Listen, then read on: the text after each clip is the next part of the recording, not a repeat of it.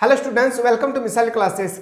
आज जो मैं आपको बताने वाला हूं हिंदी इलेक्टिव का जो आप लोगों का अंतर्भाग है, इसका चैप्टर जो 4 है, इस चैप्टर से रिलेटेड आपके फाइनल एग्जाम में 5 मार्क्स का क्वेश्चन पूछे जाएंगे। अगर आप चाहते हैं सर हम लोगों का 5 मार्क्स हमारे मुट्ठी में आ जाए तो बिल्कुल आप लोग इस वीडियो को अंत तक देखेंगे। चैनल पर नए आए तो चैनल को सब्सक्राइब करके बेल आइकन को जरूर प्रेस करें। सबसे पहले मैं बता दूं आप लोगों को कि जो ये चैप्टर है इसमें 5 मार्क्स के जो क्वेश्चन पूछे जाएंगे, इसमें आप लोगों का पूछे जाएंगे, याद रखिएगा, एक पूछे जाएंगे ऑब्जेक्टिव क्वेश्चन। क्या पूछा जाएगा? 1 मार्क्स का आपके क्वेश्चन पूछे जाएगी जो आप लोगों का ऑब्जेक्टिव क्वेश्चन होगा, और 4 मार्क्स का आपसे पूछे जाएगी। क्या? तो बोलेंगे सर 4 मार्क्स का एक क्वेश्चन होगा जो सब्जेक्टिव क्वेश्चन होगा, ठीक है।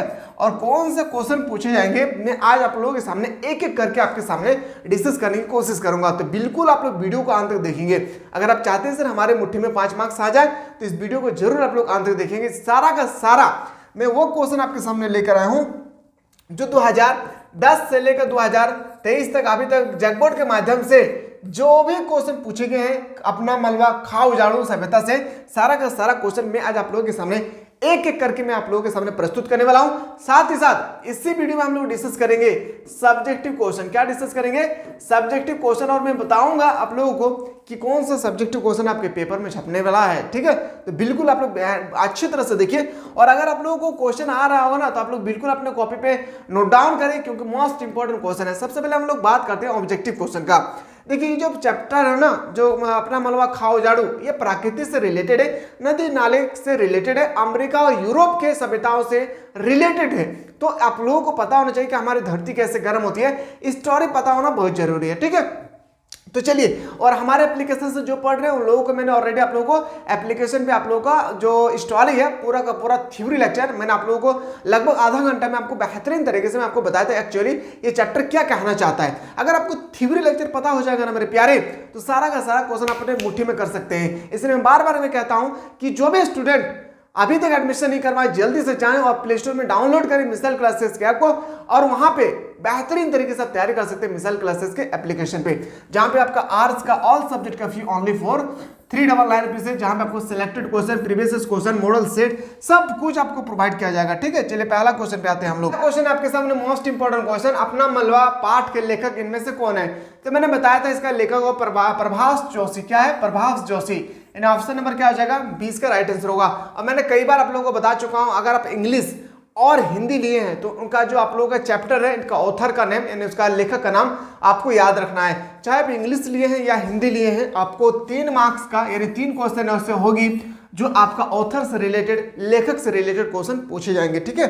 चलिए सर क्वेश्चन नंबर नेक्स्ट पे आते हैं। क्वेश्चन नंबर नेक्स्ट है, प्रभाष जोशी का जन्म दिए गए विकल्प में से चयन कीजिए। प्रभाष जोशी का जन्म जब हुई थी ना, वो हुआ था 1937 में। प्रभाष जोशी एक महत्वपूर्ण लेखक है, तो इसके बारे में आपको पता होना बहुत जरूरी है, ठीक है। चलिए सर अगला क्वेश्चन है, देखिए जो महत्वपूर्ण लेखक होगा ना, जैसे हम लोग चलिए प्रेमचंद, सूर्यकांत त्रिपाठी, निराला, इस सब के बारे में आपको पता होना चाहिए। ये इसके कौन कौन से लेखक है, इन्होंने कौन कौन सा कहानी लिखी है, इसका जन्म कहाँ हुई थी, कब हुई थी, ये सब आपको याद होना चाहिए। लेखक का जन्म कहाँ हुआ था, दिए गए उचित विकल्प का चयन करें। मैंने आपको बताया था इंदौर में हुआ था। कहाँ पे? इंदौर के मध्य प्रदेश में। अगला प्रश्न पे आते हैं सर, क्वेश्चन नंबर नेक्स्ट पे आते हैं, प्रभाष जोशी ने पत्रकारिता का आरंभ किस संपादक के अंतर्गत किया था? और जो एप्लीकेशन से पढ़ रहे हैं मैंने आपको बताया था राजेंद्र मथुरा। क्या नाम था? राजेंद्र मथुरा। अगर आप अपने मुट्ठी में करना चाहते हैं ना 5 मार्क्स, तो बिल्कुल आप लोग ध्यान से देखिए, मैं एक एक क्वेश्चन को ना बहुत बेहतरीन तरीके से समझाने की कोशिश कर रहा हूं। और अभी जस्ट हम लोग इसके बाद अभी इसी वीडियो में सब्जेक्टिव क्वेश्चन में आपको बताऊंगा कैसे पूछे जाते हैं। प्रभाष जोशी ने अपना पहला अखबार निकाला, उसका नाम क्या था? पहला अखबार जो निकाला तो उनका नाम था जनसत्ता। क्या नाम था? जनसत्ता। ऑप्शन नंबर क्या हो जाएगा? सी इसका बिल्कुल राइट आंसर हो जाएगी। अपना मलबा किस विद्या में लिखा गया था? अपना मलबा जो है वो किस विद्या में लिखा गया था? बोलेंगे संस्मरण में। कहां पे? संस्मरण में। यानी ऑप्शन नंबर क्या हो जाएगा आपका? ऑप्शन नंबर ए इसका बिल्कुल सही उत्तर हो जाएगा, ठीक है। क्वेश्चन नंबर नेक्स्ट पे जब हम लोग चलते हैं कि त्योहारों के समय मलबा के घर आंगन को किससे लिपा जाता था? मैंने आपको बताया था गोबर से लिपा जाता था।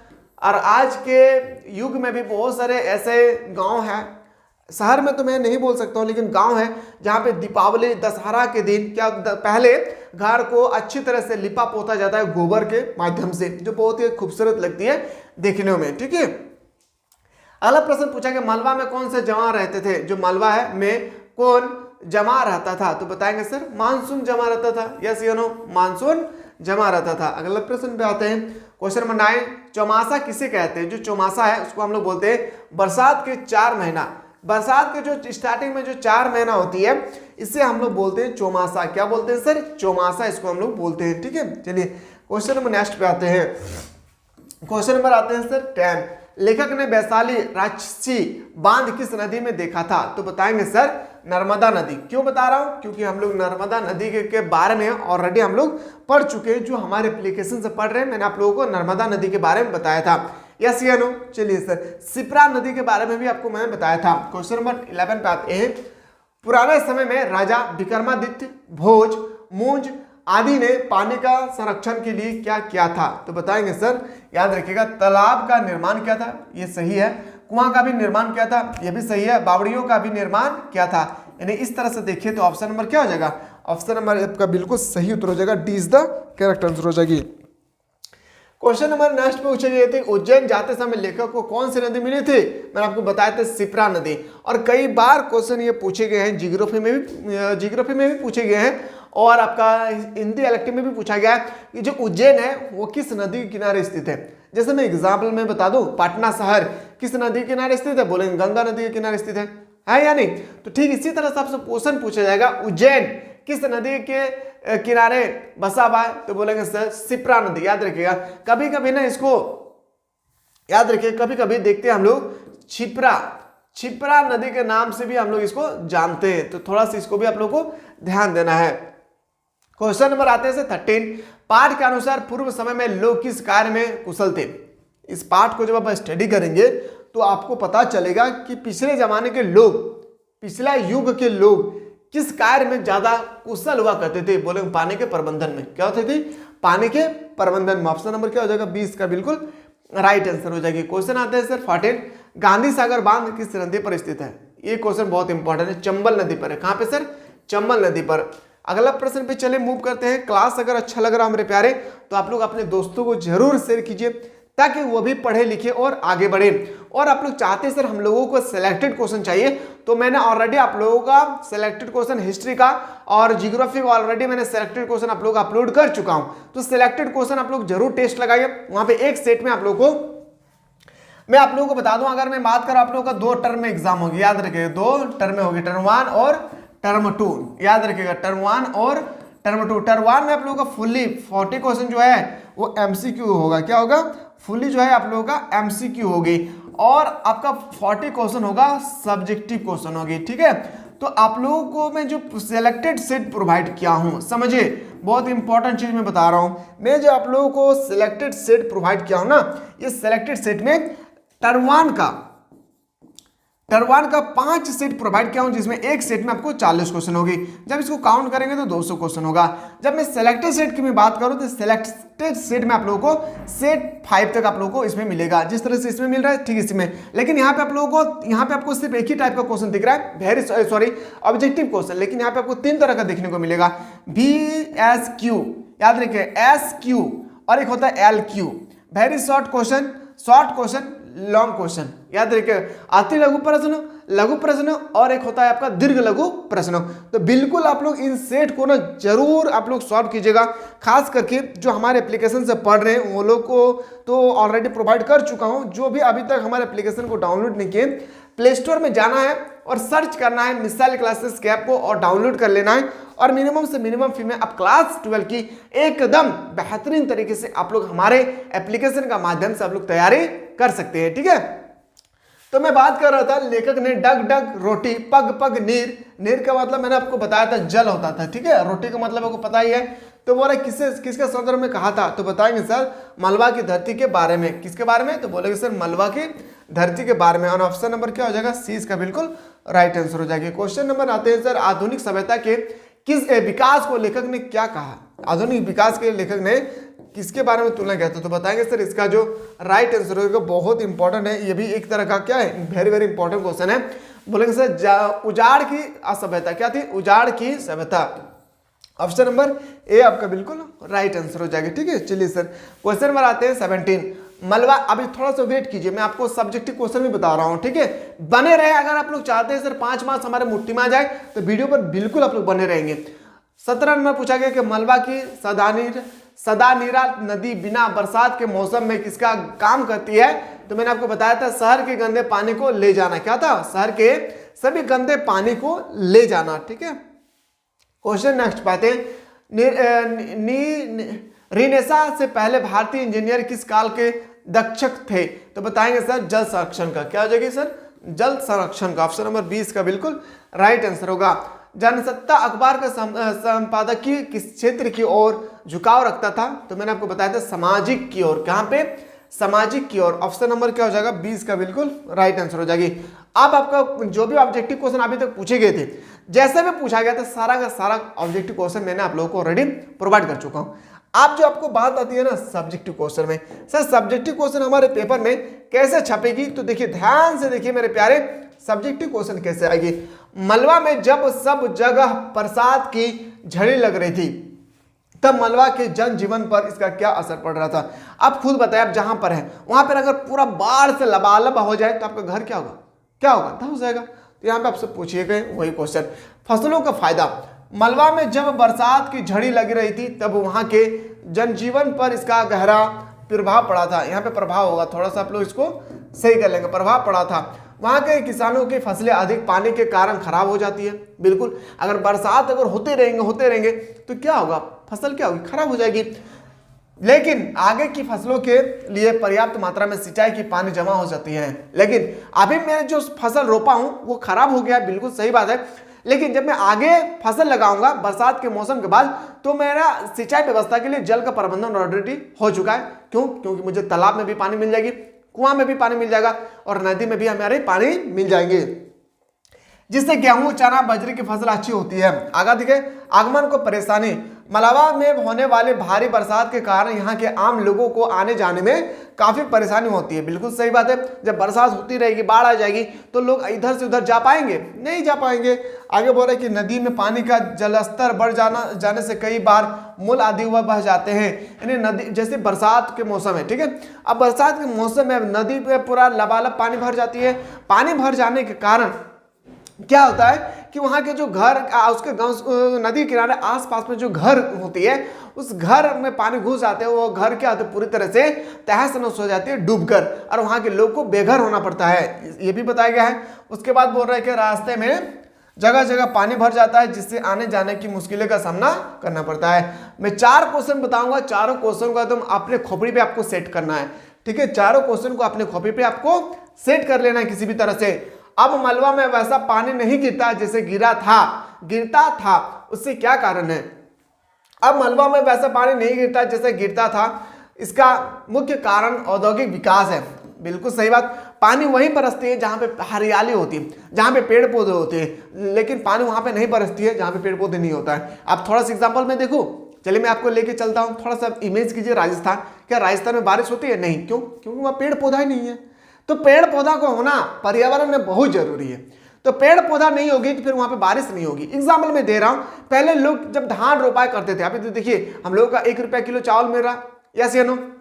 ये जो हम लोगों का मिल रहा है ना राशन कार्ड के थ्रू से, ये सभ्यता जो शुरू किया था, ये योजना इंदिरा गांधी के द्वारा शुरू किया गया था। ठीक है, जो हम लोग अभी बोलते हैं कि हमारे प्रधानमंत्री मोदी द्वारा शुरू किया गया है, बिल्कुल ये गलत बात है। मेरे बात को ध्यान से सुनिए। तो क्या होता था, तो हम लोग जब अभी मान लेते कि अभी बरसात के मौसम में, यहाँ पे बरसात के मौसम में पानी बरसती थी जब हम लोग धान रोपते थे तब। लेकिन अब क्या हो रहा है ना कि धान का पूरा रोपने का पूरा मौसम खत्म हो जा रहा है, उसके बाद बारिश हो रही है। क्यों? क्योंकि भगवान भी तो जान के होंगे ना, प्राकृतिक नियम में पानी वहीं दिया जाए जहां जरूरत पड़े। लेकिन अब बरसात के मौसम में अगर हम धान की रोपाई ना करें तो क्या मेरे पास में बरसात होगी? नहीं। लेकिन इसलिए दिखाया जाता है ना असामान्य बारिश। क्या होती है? असामान्य बारिश होती है। और अगर आप औद्योगिक पेड़ पौधे को काट कर अब औद्योगिक का विकास कर रहे, औद्योगिक का विकास का मतलब क्या होता है? फैक्ट्रियों को बसा रहे, तो वहां पे पेड़ पौधे काट रहे तो फिर वहां पे बारिश नहीं होगी। इसका मेन फैक्ट यहाँ पे वही चीज बताया गया है। इसका मुख्य कारण औद्योगिक विकास है तथा ग्रीष्म सभी ऋतुओं के समय चक्र में परिवर्तन हो गया। बेमौसम बरसात होने से मानसून कम होती है तथा देर से आता है। औद्योगिकरण के कारण वायुमंडल में प्रदूषण बढ़ रहा है। बिल्कुल, चिमनियों से उठता हुआ धुआं, नदी नालों से निकलता हुआ आपका फैक्ट्रियों से निकलता हुआ मल, मतलब कड़ा कुचरा जो भी हो, गंदा पानी वगैरह सब नदी में मिलना, इस तरह से हमारे पर्यावरण में क्षति पहुंच रही है। ठीक है, इससे प्राकृतिक के नियम टूट रहे हैं। बिल्कुल सही बात है, प्राकृतिक का नियम है कि बारिश वहां पे होगी जहां पे हरियाली हो। अब यहाँ पे हरियाली ही नहीं होगी तो बारिश नहीं होगा। तापमान भी दिनों दिन बढ़ता जा रहा है। बिल्कुल सही बात है, पहले लोग बोलते थे कि पहले इतना गर्मी नहीं था, लेकिन धीरे धीरे क्या हो रहा है, गर्मी बढ़ रहा है। ये क्या हो रहा है, क्यों हो रहा है पता है? क्योंकि हम लोग प्रकृति से छेड़छाड़ कर रहे हैं। ठीक है, आगे बोल रहा है जिसके कारण वायुमंडल में नमी की कमी आ गई, वनों को काटा जा रहा है तथा कारखानों की वृद्धि वर्षों को ही नहीं मानी, गर्मी और सर्दी की ऋतु को भी परिवर्तन किया जा रहा है। यह हमारा मेन फैक्ट थे। अगला प्रश्न बेहतरीन, हमारे आज के इंजीनियर ऐसा क्यों समझते हैं कि पानी का प्रबंध जानते हैं और पहले जमाने के लोग कुछ नहीं जानते थे? बिल्कुल एक गलत बात कहा है। आज के इंजीनियर पाश्चात्य शिक्षा प्रणाली की उपज है। यूरोप और अमेरिका सबसे इंपॉर्टेंट है। यूरोप और अमेरिका, चीन के लोग समझते हैं कि भारत एक पिछड़ा और जंगली देश था, उसे उन्होंने ही सभ्य बनाया। यूरोप में आधुनिक परिवर्तन का आधार पुनर्जागरण का काल से माना जाता है। देखिए बोल रहा है ना, जो यूरोप है और अमेरिका लोग है, बोल रहा है कि भारत के लोग जो है एक क्या है, भारत के लोग जो है वो बोल रहे हैं ना कि लोग समझते हैं कि भारत एक पिछड़ा था, भारत के लोग पूरा पिछड़ा हुआ था और वो लोग जंगली थे। हम लोगों को बोल रहे हैं जंगली थे। कौन? यूरोप और अमेरिका जंगली था, जंगली माना जाता था। उसे उन्होंने ही सभ्यता बनाया और बोल रहे कि ये जो सभ्यता है हम लोगों ने बनाया। कौन कह रहा है? यूरोप और अमेरिका। लेकिन ऐसा नहीं है। इसके बाद यूरोप में नई विचारधारा फैली और ब्रिटेन में औद्योगिक क्रांति हुई थी। आज के इंजीनियर को जो ज्ञान मिला उसमें यह बात शामिल है, उनको यही पता है कि वर्तमान सभ्यता और विकास यूरोप को ही देन है। उनका मानना था कि यूरोप जो है एक ऐसा देश है जो पूरी दुनिया का विकास करती है, जो बिल्कुल सरासर क्या है, गलत है। ठीक है, आगे बोल रहा है भारत के प्राचीन सभ्यता के बारे में उसको पता नहीं है।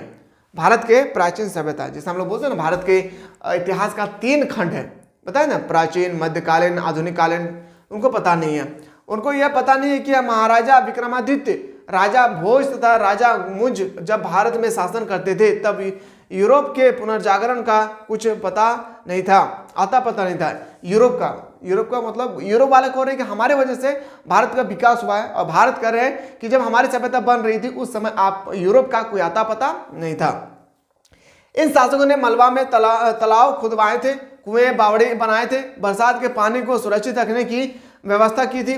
वे जानते थे कि इस प्रकार गर्मी में पानी की कमी की समस्या का समाधान किया जा सकेगा तथा इससे भूगर्भ जल भंडार की भी सुरक्षा होगी। आज के इंजीनियर इस बारे में कुछ नहीं जानते हैं। चलिए अगला प्रश्न पे देखिए क्या बोल रहा है कि हमारे आज की सभ्यता नदी को अपने गंदे पानी के नाले बना रहे हैं, क्यों और कैसे? समझिए, हमारा आज की सभ्यता इन नदियों को अपने गंदे पानी के नाले बना रही है। इसका कारण है औद्योगिक विकास। उद्योगों को विकास हो रही है, फैक्ट्रियों को बसा रहे हैं, तो गंदा पानी जो होती है फैक्ट्रियों का, वो कहां पर जाकर मिलेंगे? नदी पर मिलेंगे, तालाब पर मिलेंगे, और इस तरह से पूरा का पूरा पानी क्या हो जाती है? दूषित हो जाती है। हमारा भारतीय सभ्यता यूरोप और अमेरिका से आए हुए सभ्यता को अपना रही है। उसका आधार विशाल उद्योग है। इसमें बड़ी बड़ी मशीनें से भारी मात्रा में उत्पादन होती है। इनका धुआं वातावरण को प्रदूषित करती है। रसायनों से युक्त पानी नदी में बहकर उनको प्रदूषित कर रही है। फैक्ट्री से ना 2 नुकसान है। एक नदी नाले आपका जो नदी के पानी है वो क्या होते हैं कि फैक्ट्रियों से निकलने वाले गंदे पानी, रासायनिक पदार्थ सब कुछ जाकर नदी में मिल जाते हैं। नदी में मिल जाने के बाद जो नदी में वो पानी का उपयोग बहुत सारा ऐसा ह्यूमन बींग है, मनुष्य है जो पानी को पीते हैं, और बहुत सारे ऐसा व्यक्ति है जो पानी को नहीं पीते हैं। लेकिन जैसे रासायनिक पदार्थ मिलती है, पानी जो है पूरा जहरीले जैसा बन जाता है, और वहाँ के जो मछलियाँ हैं वो भी मर जाते हैं, जो हम लोग प्रकृति को बिल्कुल छेड़छाड़ कर रहे हैं। दूसरा होती है फैक्ट्रियों से, दूसरा हम लोग का नुकसान ये है कि जब फैक्ट्रियों को हम लोग बसाते हैं उस समय चिमनियों से निकलने वाली जो धुआं है वो हमारे पर्यावरण को दूषित करता है, जो हमें श्वसन में काफ़ी ज़्यादा प्रॉब्लम डालता है। हमारे देश में विभिन्न धर्म के लोग रहते हैं। बिल्कुल हमारे धर्म में अलग अलग जाति के लोग, धर्म के लोग रहते हैं। सभी धर्मों की अनेक मान्यता एवं परंपराएं होती है। त्योहारों तथा उत्सवों के अवसर पर हम नदी में पूजा के बाद मूर्ति आदि सामान विसर्जन करते हैं। इसके अलावा अन्य सामग्री भी नदी में डाल देते हैं, जिससे हमारे पवित्र नदी दूषित एवं नली के रूप में परिवर्तन हो जाता है। जैसे मैं आपको बता रहा हूं कि दुर्गा पूजा का मौसम हो या काली पूजा का मौसम हो, उस समय क्या होते हैं हम लोग मूर्ति बनाते हैं और मूर्ति को जैसे विसर्जन करना होता है तो नदी में जाकर या तालाब में जाकर फेंक देते हैं और इस तरह से वहां के पानी क्या हो जाती है, पूरी की पूरी तरह दूषित हो जाता है। यहाँ पे वही आपसे बता रहे थे। अगला क्वेश्चन है, लेखक को क्यों लगता है कि हम जिसे विकास की औद्योगिक सभ्यता कहते हैं वो उजाड़ की असभ्यता है? आप क्या मानते हैं? ये जो क्वेश्चन है इसको आप लोगों को अच्छी तरह से कर लेना है। अगला प्रश्न पे आते हैं, धरती का वातावरण गर्म क्यों हो रहा है? ये क्वेश्चन को ना आप लोग अच्छी तरह से कर लेना है। धरती का वातावरण क्यों गर्म हो रहा है, इसमें यूरोप और अमेरिका की क्या भूमिका है, टिप्पणी करें। वातावरण गर्म होने का क्या कारण है? पर्यावरण जो है पहले इतना गर्म नहीं होता था, लेकिन अब धीरे धीरे देखा जाए तो दिन ब दिन धरती जो है पूरा गर्म हो रही है। क्या, क्यों ऐसा हो रहा है? हमने अपनी सभ्यता के विकास के लिए विभिन्न प्रयास किए, यहाँ पे होना चाहिए प्रयास किए। इन प्रयासों में हमने प्रकृति के साथ खिलवाड़ किया, पेड़ों की अंधाधुंध कटाई की। बिल्कुल, अब पेड़ से हमें ऑक्सीजन मिलता है, पेड़ से वातावरण को नमी मिलती है। अब पेड़ ही को काट देंगे तो आपको लग रहा है कि हमारी सभ्यता सही होगी, हमारे वातावरण सही होगा? कभी नहीं सही हो सकता है। जिससे वातावरण में परिवर्तन आया, अपने विकास के लिए हमने नए नए उद्योग धंधे स्थापित किए। इन उद्योगों से अनेकों हानिकारक गैसें वातावरण में फैली, जिससे वातावरण बेहद गर्म हो गया। कार्बन डाइऑक्साइड तथा अन्य गैसों के वातावरण में फैलने से पृथ्वी का तापमान बिल्कुल दिन ब दिन क्या हो रहा है, बढ़ रहा है। यूरोप और अमेरिका की भूमिका कैसे रहेगा इसमें? उद्योग का सबसे अधिक विकास यूरोप और अमेरिका में हुआ था।